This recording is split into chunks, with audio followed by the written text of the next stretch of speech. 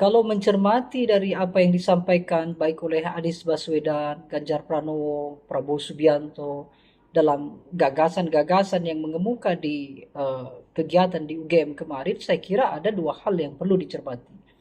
Yang pertama, gagasan ketiganya saya kira cenderung normatif.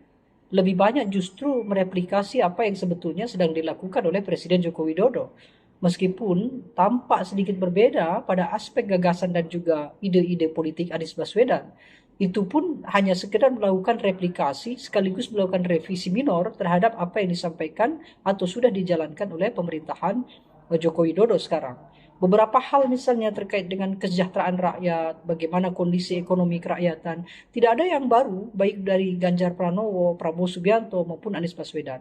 Tetapi setidaknya Anies Baswedan sedikit diuntungkan karena dia lahir dan muncul dari kelompok yang berbeda di antara Prabowo dan Ganjar. Kalau Ganjar Pranowo, Prabowo Subianto terjebak dengan pengaruh Joko Widodo. Satu sisi mereka tidak bisa menyampaikan gagasan yang secara vulgar berbeda dengan pemerintahan sekarang, tapi sisi lain justru terkesan bahwa mereka akan menginduk apapun yang diputuskan oleh Presiden saat ini. Kalaupun ada pembaruan terhadap program-program, terhadap kebijakan-kebijakan yang orientasinya adalah kesejahteraan sosial, kesejahteraan rakyat, penegakan hukum, anti korupsi dan yang lain-lain, itu semuanya masih terkesan normatif dan sama persis seperti yang sekarang berlaku. Ada semacam ketidakberanian dari Ganjar Pranowo juga Prabowo Subianto untuk melakukan gagasan yang sifatnya mendobrak.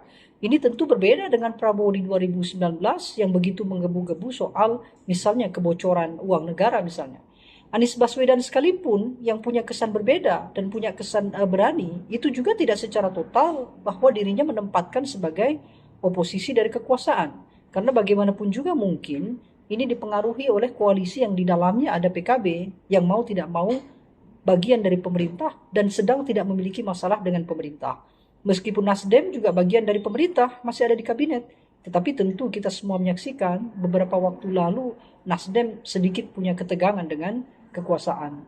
Artinya, mencermati dari gagasan yang disampaikan oleh ketiga kandidat itu, secara umum saya kira masih cukup bias.